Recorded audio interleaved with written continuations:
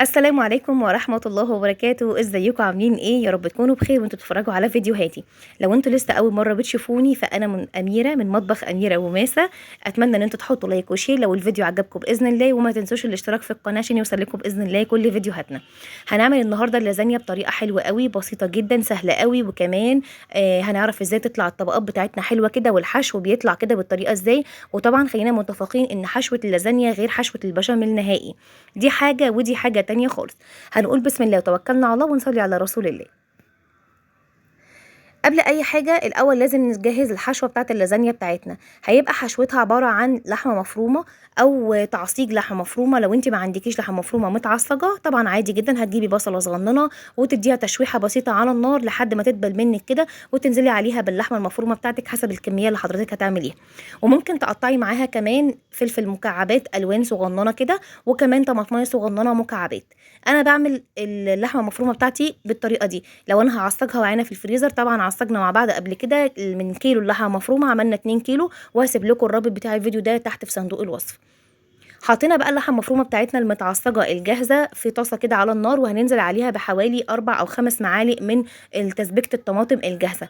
لو انت ما عندكيش تسبيكه طماطم جاهزه ممكن تجيبي 4 طماطمات كبار كده وتعصريهم في الخلاط وتصفيهم وتنزلي عليهم باللحمه على اللحمه المفرومه بتاعتك زي ما حضرتك شايفه بالظبط. طبعا لو انت بقى مش هتعصري الطماطم، هتنزلي بالطماطم المتسبكه زي ما انت شايفه، وهتنزلي معاها بكوبايه الا ربع من الميه.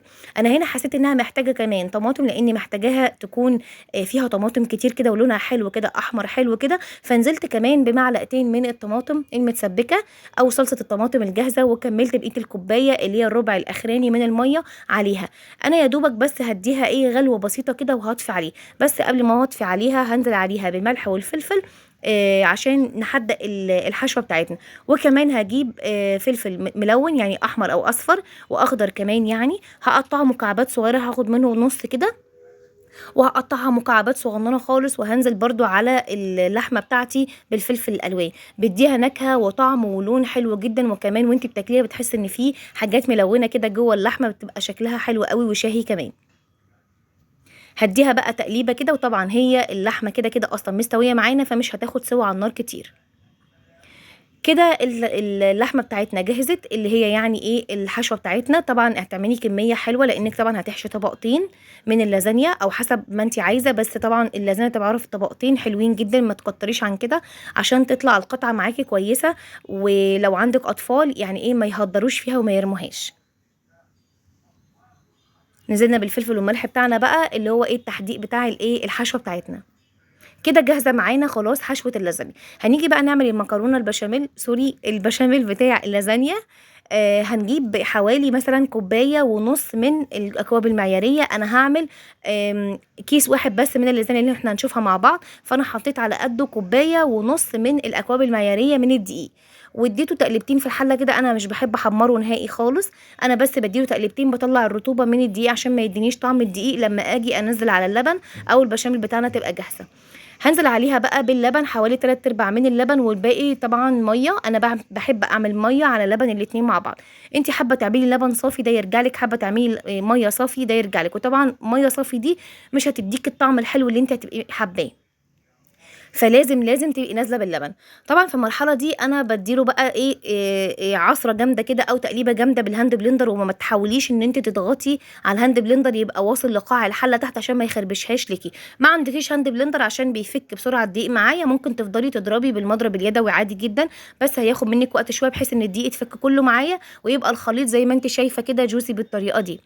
هتنزلي عليه بالملح والفلفل بقى، برضو هتحدقي الملح زي ما انت حابه. وطبعا هننزل عليه بقى بحبه من الجبن الموتزاريلا على الرومي على الشيدر، وده انا بفضله كتير جدا في اللازانيا عن القشطه. انت مش حابه تحطي ده خلاص حطي مكعب او علبه صغننه من القشطه وهتبقى جاهزه معاكي. انا بقى اشتريت من الملكه دي علبتين من اللازانيا، وقلت هشوف انا الصينيه دي هتاخد معايا قد ايه.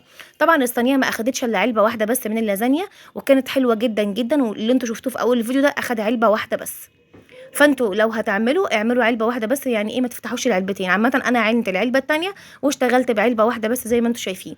وطبعا يفضل ان انت لما تيجي تعملي اللازانيا يكون الصينيه بتاعتك مربعه، عشان ما تقعديش تكسري بقى وما تكسريش والحاجه تطلع شكلها مش ظريف وشكلها مش لطيف.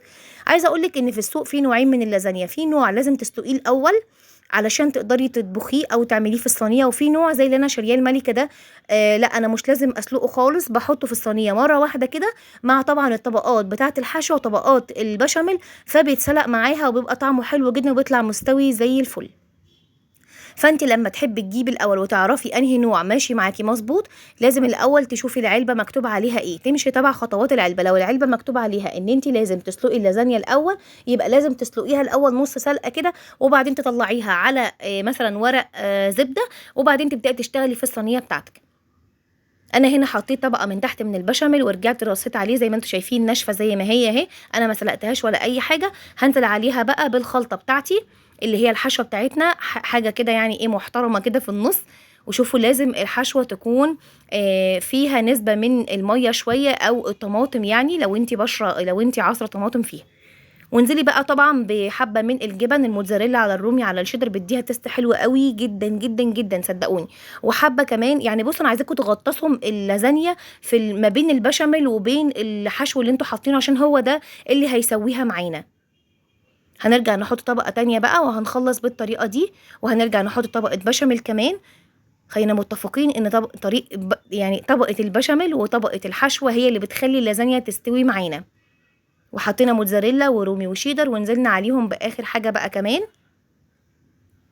اخر طبقه من اللازانيا. العلبه عملت معايا الثلاث طبقات دول بطريقه حلوه جدا، وما قطعناش بقى ولا كسرنا ولا اي حاجه. حتى كانت بقى واحده كمان او اتنين انا إيه يعني عملتهم رفنعين كده وحطيتهم في الجناب بحيث ان انا مرميهمش. هتغطي بقى اللازانيا من فوق كويس جدا جدا جدا بالبشاميل، لازم تغطيها وتديها طبقه حلوه كده من فوق علشان هو ده اللي هيسويها معانا. وتنزلي من فوق بقى برضو ببعض من الجبن الموتزاريلا على الرومي على الشيدر. هتخش على درجه حراره عاليه، ولما تستوي منك هتقعد حوالي نص ساعه في الفرن. لما تحسي انها احمرت من الجناب هتشغلي عليها الشوايه لو الفرن بتاعك مش فيه مروحه وبيشغل كله. انا موطيه من فوق لحد ما اتحمرت معايا زي ما انتم شايفين، ادتني شكل ولون وريحه عايزه اقول لكم بسم الله ما شاء الله حلوه جدا جدا جدا. التسويه بتاعتها مظبوطه. خلي بالك ما تعليش الفرن من تحت عشان ما تتحرقش منك، لان احنا حاطين طبقه بشاميل من تحت، فلو عليتي الفرن وخليتي الصينيه منها للعين من تحت كده هتتلسع منك وتبقى مش ظريفه خالص. شايفين بقى هي بتفقفق معايا ازاي جوه الفرن ما شاء الله عليها. دي بقى بعد ما طلعت من الفرن وسبتها تهدى شويه عشان تقطعيها مكعبات زي ما انت شايفاها في اول الفيديو، لازم تسيبيها تهدى تماما تماما عشان تقدر تطلع معاكي مكعبات. طبعا لو انت عايزه مش هتستني بقى انها تهدى وهتاكليها كده عادي، بس طبعا الافضل انها يعني تتساب تبرد خالص عشان تطلع معاكي مكعبات. انا سبتها تبرد تماما، حاسه تحس ان الوش بتاعها نزل تحت شويه كده عشان اقدر اطلعها زي ما انتم شايفين كده. شايفين الطبقات بتاعتها عامله ازاي؟ حاجه اللهم بارك. طب جميله قوي، طعمها حلو قوي، جربوها بعيد عن البشاميل شويه يا جماعه. اتمنى انه وصل معايا لحد دلوقتي في الفيديو. بالله عليك ما تبخليش عليا باللايك، ولو انت لسه ما اشتركتيش في القناه يا ريت تشتركي في القناه، ويا ريت بقى كمان شير للفيديو لو عجبك. بس ان شاء الله انا عارفه انه ان شاء الله هيعجبك. اللازانيا طعمها حلو جدا جدا جدا، طعمها شهي قوي قوي، احلى من البشاميل بكتير. جربوها، وعلى فكره هي مش غاليه. انا جايبه كيس المكرونه الملكه ده ب 15 جنيه، يعني مش غاليه خالص. لو جيتي جربتيها هتحسيها ان هي زي البشاميل بالظبط. اشوفكم في فيديوهات جديده ان شاء الله، يا رب تكونوا استفدتوا.